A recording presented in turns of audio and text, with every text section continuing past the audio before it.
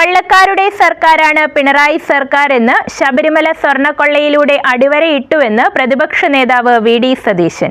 സ്വർണം കട്ടതിന് ജയിലിൽ പോയവർക്കെതിരെ CPIM നടപടിയെടുക്കുന്നില്ല. ജയിലിലേക്കുള്ള ഘോഷയാത്ര തുടങ്ങിയിട്ടേയുള്ളൂവെന്നും വി.ഡി. സതീശൻ പറഞ്ഞു. സ്വർണ്ണക്കൊള്ളയിൽ കടകംപള്ളിക്ക് എന്ത് ബന്ധമെന്ന് താൻ തെളിയിക്കേണ്ട ആവശ്യമില്ല.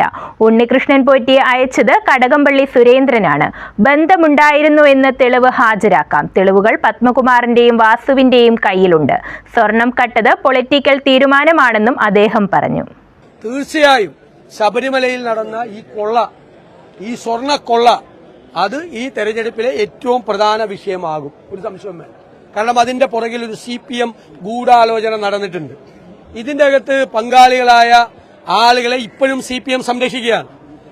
മോഷണ കുറ്റത്തിന്, അയ്യപ്പന്റെ സ്വർണം കവർന്നെടുത്തതിന് ജയിലിൽ പോയ 2 നേതാക്കന്മാർക്കെതിരായി നടപടിയെടുക്കില്ല എന്ന് പറയാൻ തൊലിക്കെട്ടി കാണിച്ചൊരു പാർട്ടി സെക്രട്ടറിയാണുള്ളത്. എന്താ കാര്യം? അവരെ പേടിയാണ്. അവർ മൊഴി കൊടുത്താൽ വലിയ വമ്പൻ നേതാക്കന്മാർ പെടുമോ എന്നുള്ള പേടിയിലാണ് അവർക്കെതിരായി നടപടിയെടുക്കാതിരിക്കുന്നത്. ഇതാണ് ശരിയായിട്ടുള്ള ഒരു വിഷയം.